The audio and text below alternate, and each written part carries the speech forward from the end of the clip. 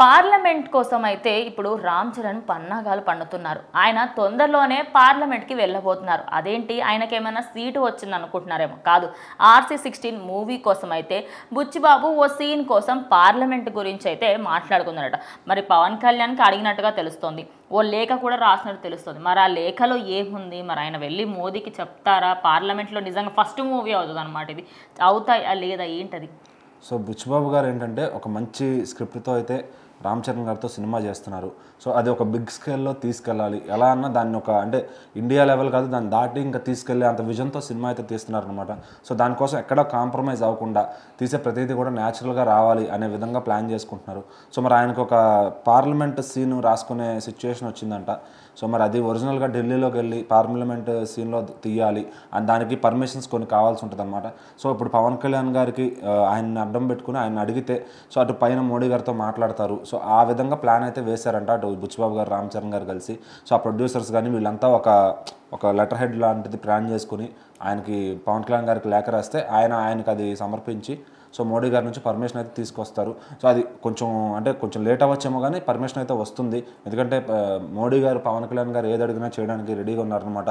So ఇదేమీ seat కాదు కాబట్టి జస్ట్ షూటింగ్ పర్పస్ మీద యూజ్ చేసుకుంటారు కాబట్టి సో ఎంతసేపు ఎన్ని రోజులు కావాలో అన్ని రోజులకి ఆయన పర్మిషన్ అయితే ఇస్తారు. మనం ఎగ్జాంపుల్గా చూసుకుంటే మనకు పార్లమెంట్ కానివ్వండి, అంతెందుకండి ఇక్కడ అసెంబ్లీకి కూడా చాలా రేర్ కేసెస్గా మీడియాకి లోపలకు పర్మిషన్ ఇస్తారు. అది కూడా ఏదో ఒక రెండు ఛానల్ మైక్ అక్కడ పెట్టేసి ఛానల్ లోగోస్ మైక్స్ కెమెరాస్ అక్కడ పెట్టేసి వెళ్ళిపోవాలి. ఇప్పుడు ఒక పార్లమెంట్, అది ఢిల్లీలోని పార్లమెంట్లో ఒక సినిమా షూటింగ్ అంటే ఎవరో ఇద్దరు ముగ్గురు ఉంటారు కదా ఖచ్చితంగా. ఆ పార్లమెంట్లో అంతా నిండిపోయేంత మంది మెంబర్స్ కావాలి.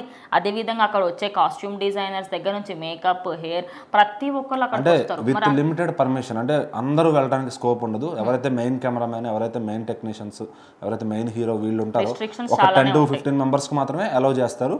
సో వాళ్ళు ఎవరు వెళ్తారు అనేది ఆ టీమ్ డిసైడ్ చేసుకుంటారు అనమాట.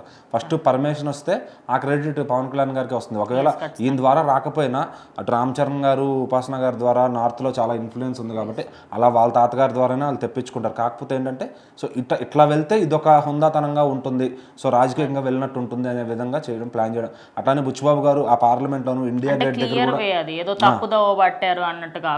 పార్లమెంట్లోను అలాగే ఇండియా గేట్ దగ్గర కొన్ని సన్నివేశాలు రాసుకున్నారంట. మరి అది ఏదైనా ఫ్లాష్ బ్యాక్ ఎపిసోడ్స్ కావచ్చు, లేకపోతే సినిమాలో ఎట్లా చూపిస్తారనేది ఎవరికి తెలియదు.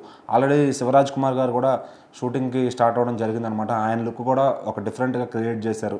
సో ఇంకా రామ్ చరణ్ గారి లుక్ గురించి అయితే ఆయన ఒకసారి ఏదో షూటింగ్లోంచి వస్తున్నప్పుడు ఆయన లుక్ చూస్తే కనుక చాలా అల్టిమేట్గా ఉందన్నమాట. అందరూ కూడా ఛత్రపతి శివాజీ మహారాజ్తో పోల్చుకోవడం కానీ సో అట్లా చూస్తున్నారు. మరి అసలు బుచ్చిబాబు గారు ఏం ప్లాన్ చేశారు? అంత లాంగ్ హెయిర్తో ఎప్పుడో మగధీర నుంచి అందరూ అడుగుతున్నారు అనమాట, ఒక లాంగ్ హెయిర్తో సినిమా చేయండి అని చెప్పి. సో మరి ఫ్యాన్స్ ఆకలి అయితే బుచ్చిబాబు గారు ఖచ్చితంగా తీర్చే విధంగా ఉన్నారు కాబట్టి సో మరి ఆయన అడిగిన పర్మిషన్స్ అన్ని పైనుంచి కూడా అందితే నిజంగా ఆయన అనుకున్న విజన్లో సినిమాని తీయగలుగుతారు. సో మరి చూద్దాం ఆ పర్మిషన్స్ అన్ని వస్తాయా లేదా, లేకపోతే షూటింగ్ కోసం భరత్ నేను వేసినట్టు వేరేగా ఏమైనా సెట్స్ వేసి తీస్తారా అని.